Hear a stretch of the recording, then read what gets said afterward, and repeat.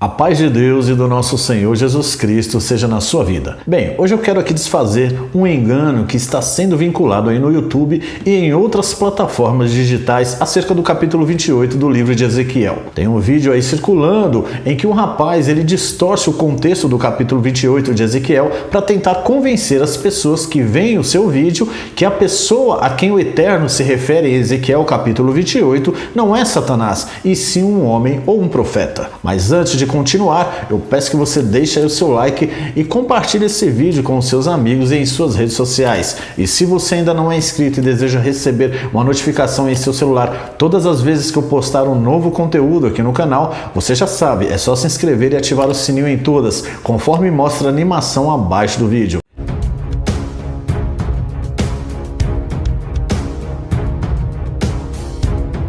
É por isso que eu sempre falo aqui que é importante ler as escrituras em seu contexto geral para que você não seja enganado e enganada por falsas doutrinas e falsos ensinamentos. Hoje existem milhares de cristãos perecendo por viverem um evangelho totalmente distorcido e manipulado pelos líderes religiosos e suas grandes instituições. Infelizmente, muitos se enganam achando que um templo, por ser grande e ter uma bela arquitetura, que é só dali que sai a verdade. Mas veja o que as escrituras nos ensina. Mas Deus escolheu as coisas loucas deste mundo para confundir as sábias, e Deus escolheu as coisas fracas deste mundo para confundir as fortes, e Deus escolheu as coisas vis deste mundo e as desprezíveis e as que não são para aniquilar as que são, para que nenhuma carne se glorie perante ele. Aqui nessa passagem, o apóstolo Paulo ele ensina que para Deus agir, falar e ensinar o seu povo não precisa ter uma lógica. Aliás, o Eterno ele nunca age dentro da lógica humana. Muitas vezes você está esperando Deus falar na boca de um homem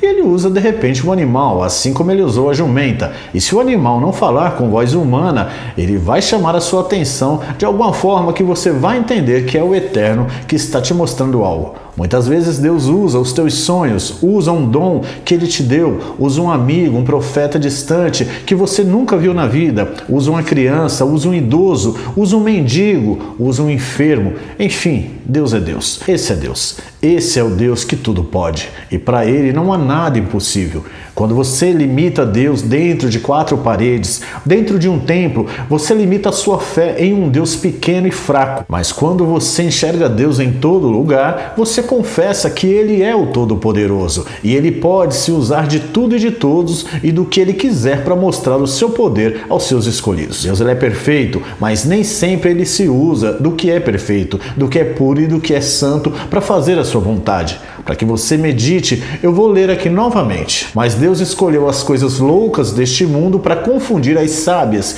e Deus escolheu as coisas fracas deste mundo para confundir as fortes, e Deus escolheu as coisas vis deste mundo e as desprezíveis e as que não são para aniquilar as que são, para que nenhuma carne se glorie perante Ele. Bem, depois dessa introdução, agora que você já está com a mente aberta e os olhos e ouvidos espirituais abertos para ouvir e enxergar a verdade, eu quero agora analisar o capítulo 28 de Ezequiel e você vai ver que a própria Bíblia mostra a verdade nas suas entrelinhas quando nós queremos enxergar a verdade. Mas muitos preferem continuar sendo enganados e acreditando no sistema religioso. Bora então para a leitura. E veio a mim a palavra do Senhor dizendo: Filho do homem, dize ao príncipe de Tiro, assim diz o Senhor Deus, porquanto teu coração se elevou e disseste: Eu sou Deus, sobre a cadeira de Deus me assento no meio dos mares, e não passas de homem, e não és Deus, ainda que estimas o teu coração como se for o coração de Deus. Eis que tu és mais sábio que Daniel, e não há segredo algum que se possa esconder de ti. Pela tua sabedoria e pelo teu entendimento alcançaste para ti riquezas, e adquiriste ouro e prata nos teus tesouros.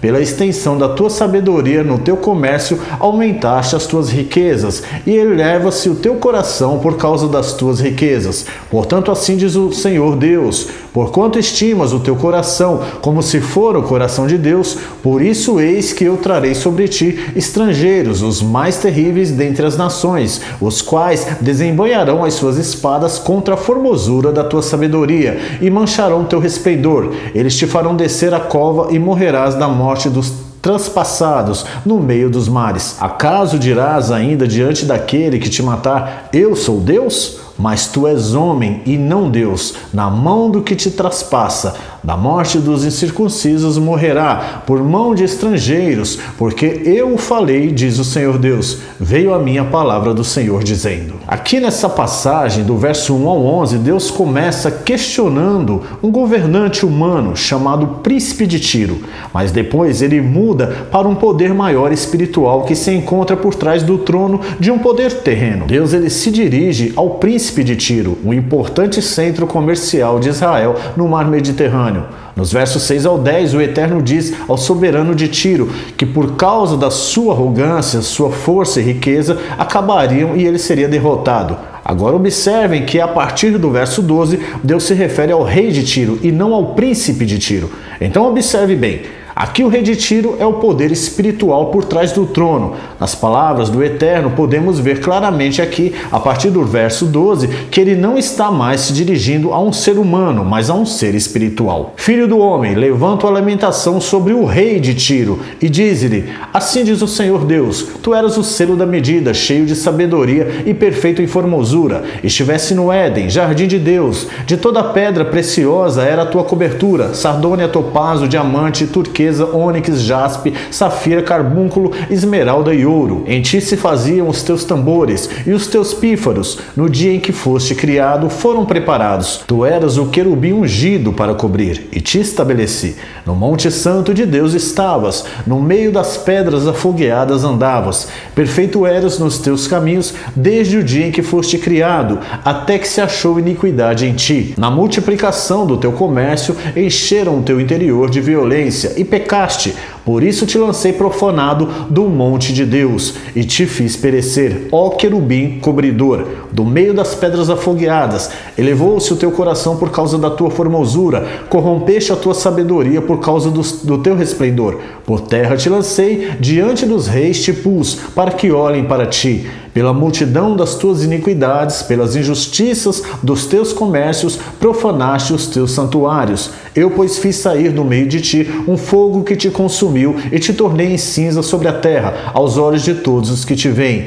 Todos os que te conhecem entre os povos estão espantados de ti. Em grande espanto te tornaste e nunca mais subsistirá. Observe que as características que o Eterno dá ao personagem não é se referindo a homem, mas a um ser espiritual poderoso. No texto, Deus revela que ele estava no monte de Deus e esteve no Éden. Quem esteve no Éden além de Adão e Eva? O diabo, a antiga serpente chamado Satanás. O Eterno também diz que ele era querubim ungido, ou seja, fica claro que o Eterno não estava se referindo a um homem, mas à figura de Satanás. Para finalizar, o Eterno diz também assim, estiveste no Éden, jardim de Deus, de toda pedra preciosa era a tua cobertura, sardônia, topázio, diamante, turquesa, ônix, jaspe, safira, carbúnculo, esmeralda e ouro. Em ti se faziam os teus tambores e os teus pífaros, no dia em que foste criado foram preparados.